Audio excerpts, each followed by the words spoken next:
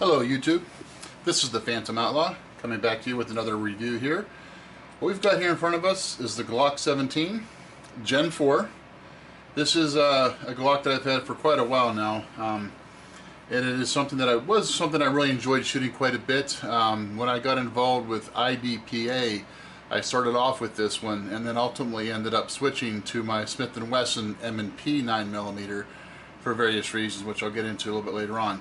But this is still one of my early Glocks that I had, and I do enjoy it, so I want to spend a little bit of time talking about some specifics on it and to help give you some information. If you are in the market looking at either the Glock 17 or a comparable firearm, this will help give you some information to help you make an informed decision. So let's start off. First of all, do want to show we have an empty magazine. Chamber is empty, so we do have a safe firearm. Alright, so let's talk real quickly about what we've got here. To start off with, the Glock 17 Gen 4 does have the oversized magazine release. It does have the various back straps. I am a big fan of the beaver tail grips in the back. I've mentioned before in some of my other videos that I am a big fan of the 1911 format. So this really, in my mind, helps when you're holding this to get a very high grip along the bore axis here. It helps reduce the muzzle flip and it helps maintain your sights on the target. Again, this is my opinion. It's something that I feel pretty strongly about though. So let's talk about a couple other details with this particular firearm. I'm going to go over some of the stats for you. Most of this stuff is stuff you can find very quickly off the internet, but I still will provide it for you in case you're curious about it. Alright, real quickly, again, this is the Glock 17 Gen 4 9mm. The overall length is 7.95 inches. The width is 1.18 inches. The height, 5.43 inches. The sight radius, 6.49 inches. Barrel length, 4.48 inches. The weight empty is 25.06 ounces. And the weight loaded is 32.12 ounces. The factory trigger pull is 5.5 pounds. Trigger travel is 0.49 inches. Magazine capacity is 17 plus 1 in the chamber. And the sights on all of my Glocks, I have upgraded the sights to some sort of a night vision sight. On this particular one, it does have the Trijicon 3-dot front and rear sights. I do like the night sight availability. So the Trijicon is one I've had on several other ones, so I'm very used to and comfortable with that particular one. A couple of other upgrades that I have made with this particular one, as well as most, actually all of my Glocks. Spend just a few minutes talking about it.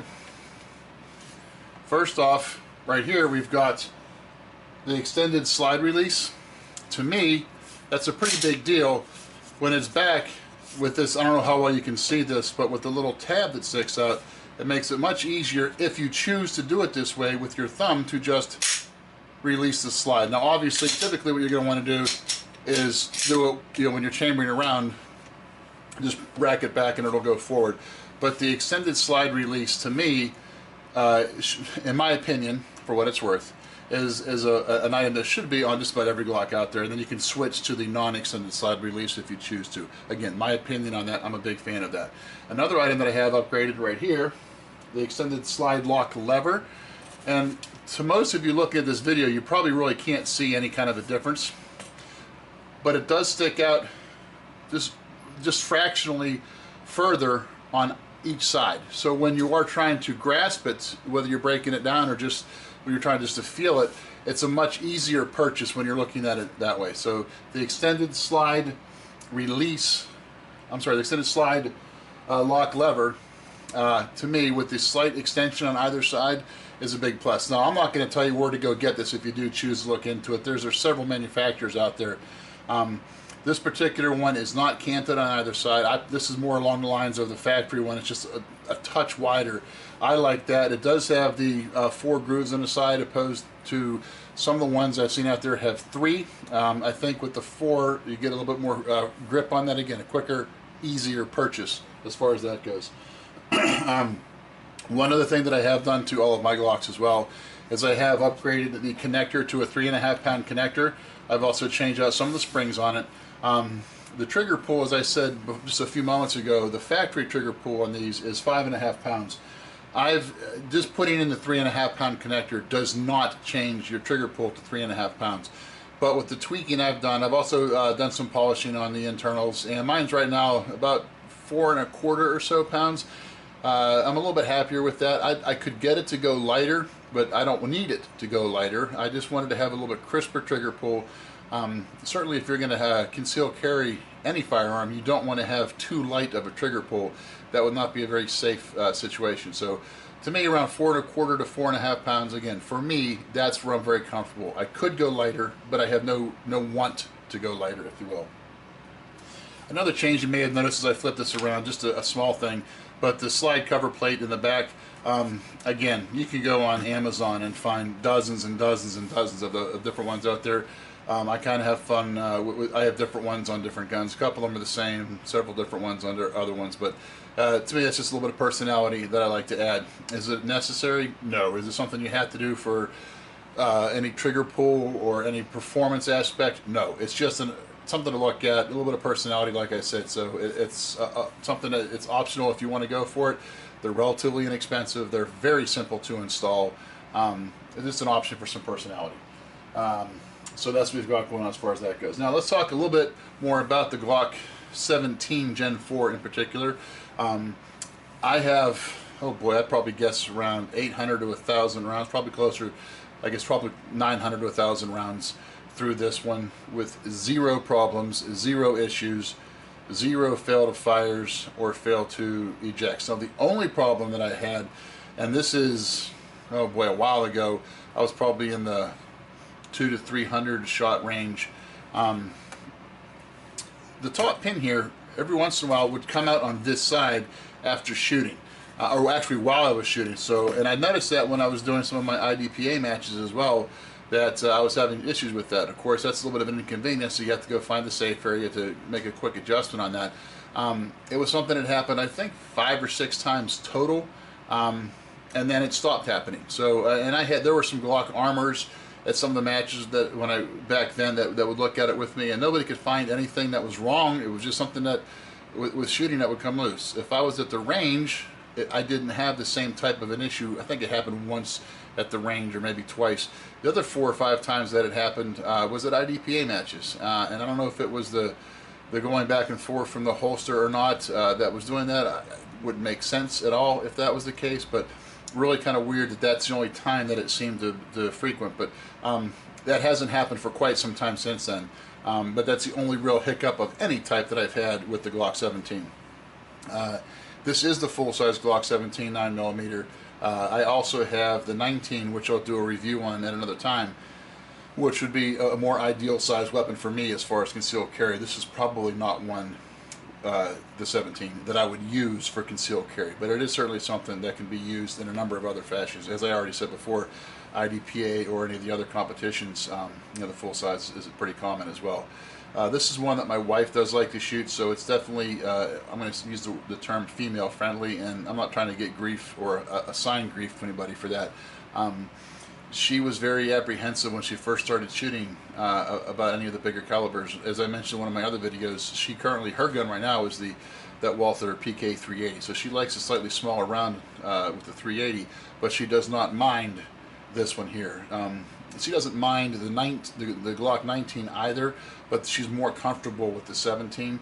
So when she's gonna start shooting IDPA here sometime a little bit later on this year in the spring, and this is the one she'll be using for that.